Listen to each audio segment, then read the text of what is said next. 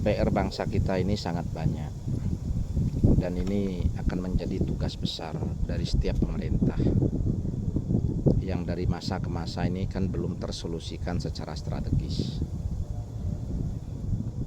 Dan tentunya ini akan menjadi tugas berat bagi siapapun yang menjadi presiden atau yang menjadi kepala negara ya.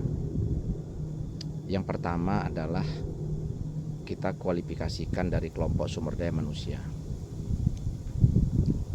Satu,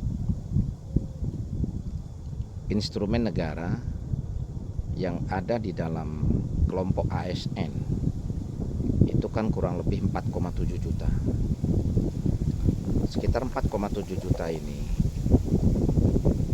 masalahnya adalah belum mampu merealisasikan good government. Terus dan permasalahan internal mereka adalah kurang lebih 42% itu belum memiliki rumah pribadi. Ini yang masuk di dalam kelompok ASN. Yang kedua, untuk personil kepolisian. Anggota polisi aktif kita yaitu sekitar 350.000 personil. Ini dengan tugas yang berat ya. Kalau di negara maju itu tugas polisi itu dengan masyarakat bandingnya kan 1/200 atau 1/150. Nah di negara kita ini tugas polisi itu masih 1/580, hampir 600. Yaitu karena dengan penduduk kita sekitar 276 juta, sekian, itu aparatur kepolisian itu hanya sekitar 350.000. Dan 51% itu anggota kepolisian itu kan belum punya rumah. Nah, sehingga ini kan menjadi pertanyaan besar, bagaimana polisi itu bisa menjalankan tugas dengan baik dan profesional serta bisa menjaga integritas, sementara di satu sisi kebutuhan dasar hidup mereka ini kan masih 51% itu kan belum terpenuhi.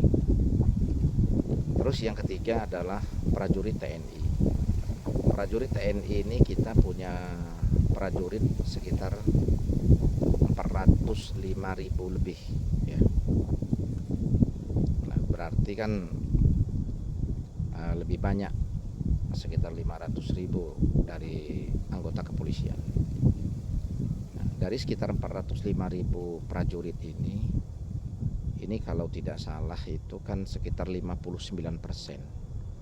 ini kan belum punya rumah, sehingga pada saat pensiun masih banyak prajurit ini meninggalkan rumah dinas, ini kan harus sibuk mencari kontrak. Terus yang keempat, posisi kelompok pekerja di sektor swasta ini sekitar 141 juta. Ini baik yang tergabung di dalam kelompok industri besar maupun UMKM. Nah, ini masih menjadi PR besar karena posisinya adalah banyak yang masih berada dalam ketidakpastian untuk masalah gaji atau masalah penghasilan. Karena kelompok pekerja ini masih 50% lebih ini kan terikat sebagai pegawai kontrak atau outsourcing. Dan ketidakpastian juga dari sisi industri yang dengan berbagai perubahan regulasi ini kan terkadang condong membuat kelompok usaha atau kelompok industri ini kan hengkang dari Indonesia, sehingga akhirnya memunculkan banyak PHK atau pemberhentian tenaga kerja secara besar-besaran. Terus kelompok yang kelima adalah kelompok lembaga yudisial, yaitu seperti jaksa. Kita punya personil jaksa kurang lebih 12.700 sekian. Nah, yang jadi permasalahan adalah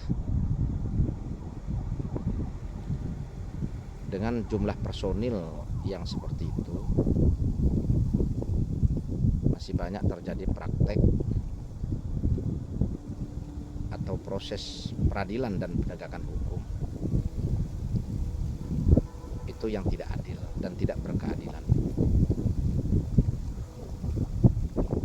Terus yang keenam, anggota hakim yang ada di Indonesia itu hampir 8.000 hakim. Nah, yang ironis adalah hakim sebagai perwakilan Tuhan katanya kan yang ada di dunia, karena dialah yang menentukan hitam putihnya hasil proses peradilan.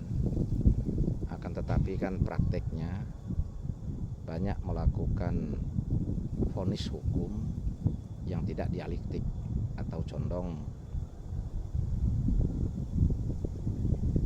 kepada tendensi kepentingan. Nah, dan ini terbukti dengan tertangkapnya yaitu oknum mantan kepala Litbang di Mahkamah Agung yaitu RZ ya,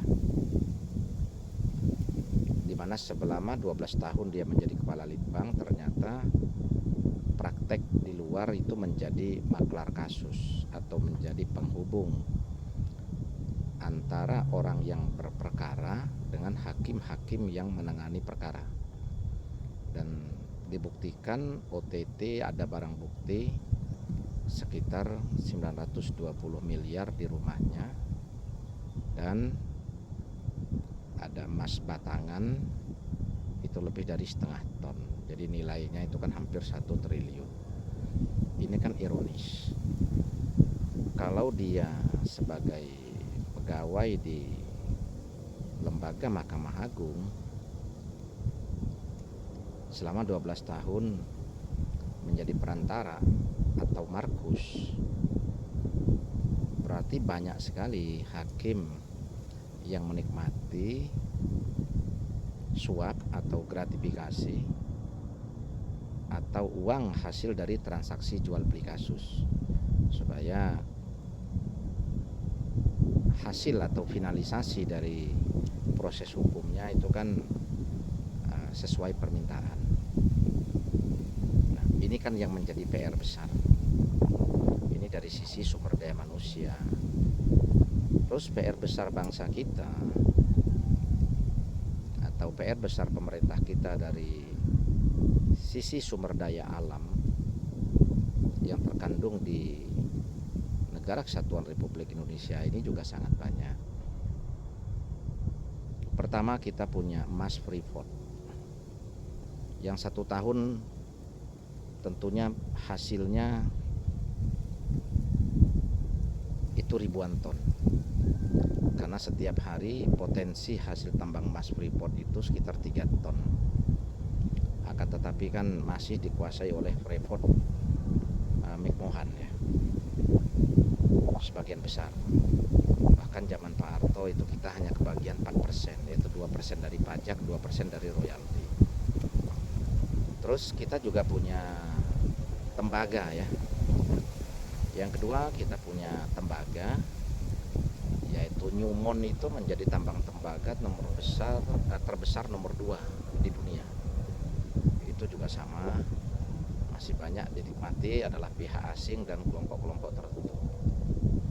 Yang ketiga, kita punya nikel, kita punya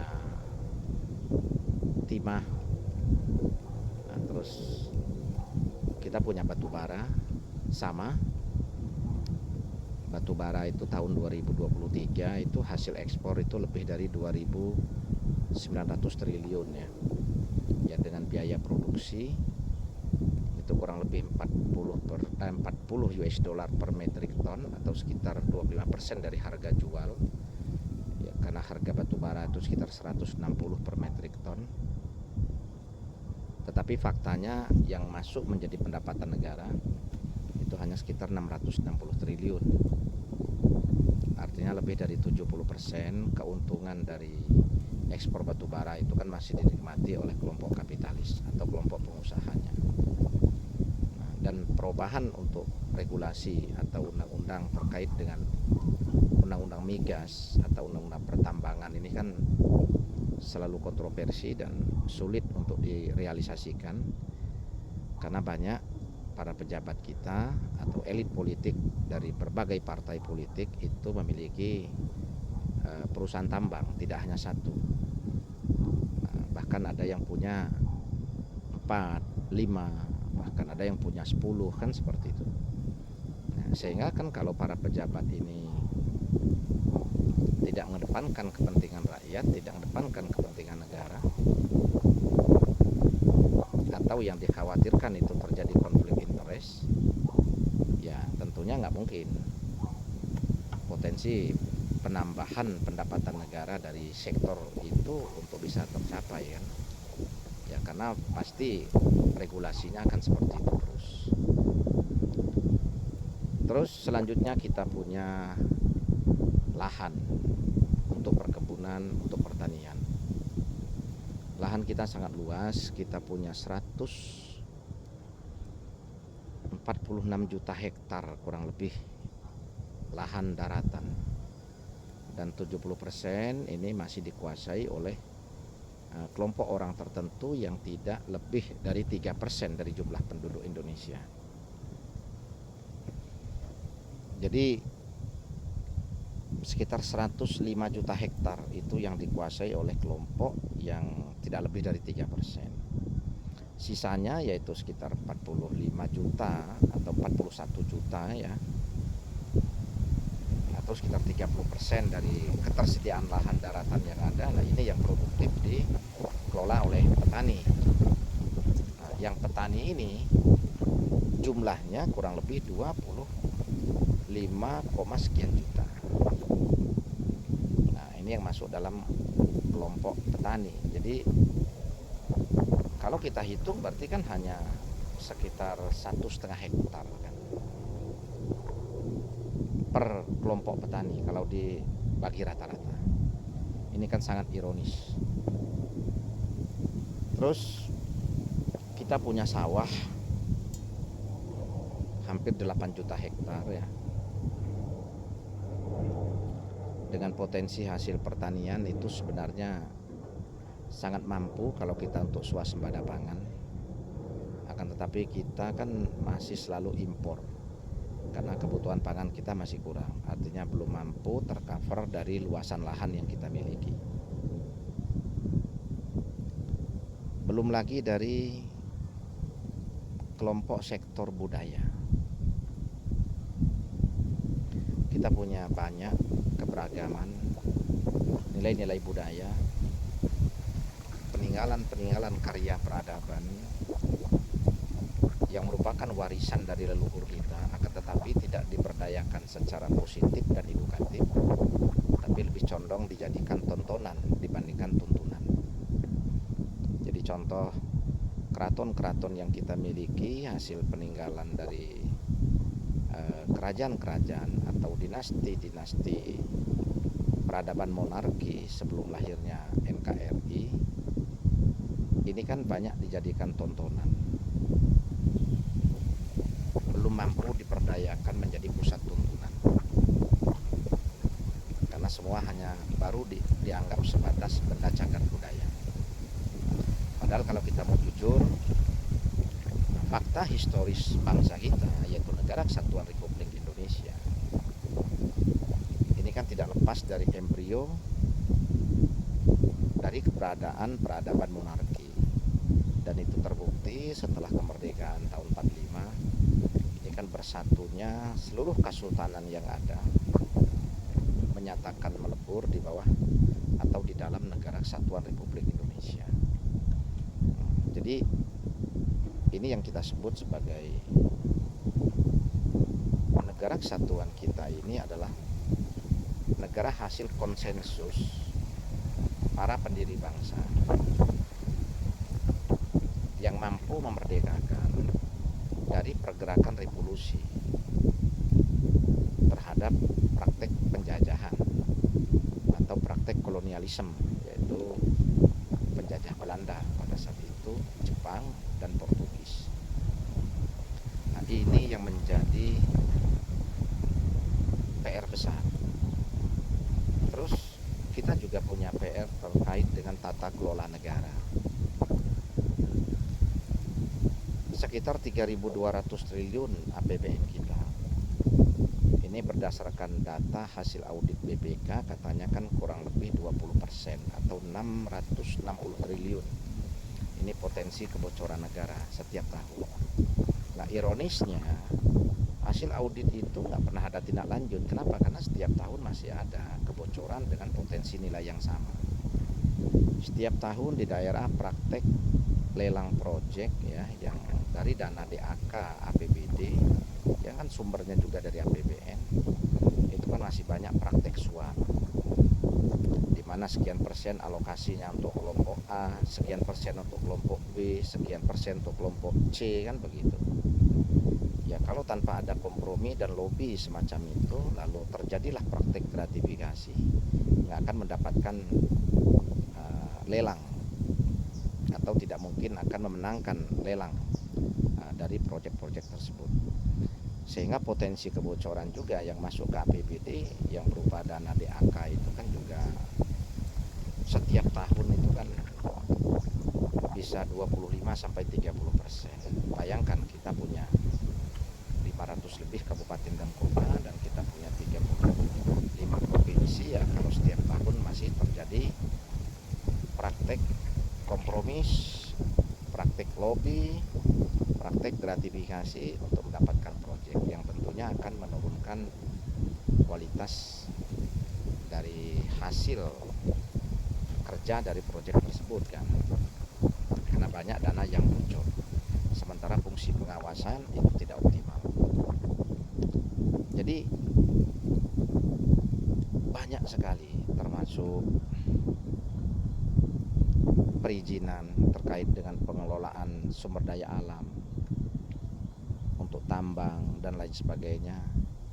Ini kan akhirnya banyak yang mendapatkan hasil hanya kelompok tertentu. Kenapa? Karena mereka dalam mendapatkan perizinan dari pihak regulator itu juga mereka harus melalui proses dengan mengeluarkan banyak kapital dan finansial ya. Hanya mau tidak mau ya mereka lebih condong kepada profit oriented daripada mereka menjaga keseimbangan, menjaga kelestarian alam dalam proses mereka melakukan eksplorasi atau eksploitasi kan. Nah, ini banyak sekali praktek di setiap daerah seperti itu, baik itu untuk tambang batu bara, tambang pasir ya, terus tambang nikel, terus tambang boksit, tambang timah dan lain sebagainya. Jadi di setiap daerah ini kan oknum aparatur pemerintah itu masih menjalankan praktek gratifikasi supaya bisa mengeluarkan yang berkaitan dengan perizinan atau regulator, supaya perusahaan tersebut atau pengusaha tersebut itu bisa melakukan proses kerja dari setiap lahan tambang yang mereka miliki. Jadi rekan-rekan sekalian, ini adalah sebuah fakta. Ini adalah sebuah kondisi yang tentunya menjadi PR besar kita semua sebagai anak bangsa. Akan tetapi tentunya yang punya kepentingan, punya kompetensi secara langsung itu adalah para penguasa. Apabila penguasa punya komitmen yang tinggi, punya ketegasan, punya arah dan visi yang jelas dalam kerangka teknis regulasi yang jelas juga, ya tentunya permasalahan ini satu persatu bisa diurai. Akan tetapi kalau penguasa tidak punya visi, tidak punya arah dan kerangka teknis yang jelas dalam menjalankan roda bangsa ini, ya tentunya permasalahan ini akan terus bertambah, berbanding lurus dengan terus bertambahnya beban hutang dan bertambahnya terus masyarakat yang hidup di bawah garis kemiskinan, dan bertambah terus juga masyarakat yang menjadi pengangguran, serta bertambah terusnya juga kerusakan lingkungan yang berefek ya pada bencana, kan seperti itu ya, karena semua itu buah dari kekuasaan yang tidak dijalankan oleh penguasa secara profesional dan tidak punya integritas. Itulah yang menjadi PR besar kita bersama.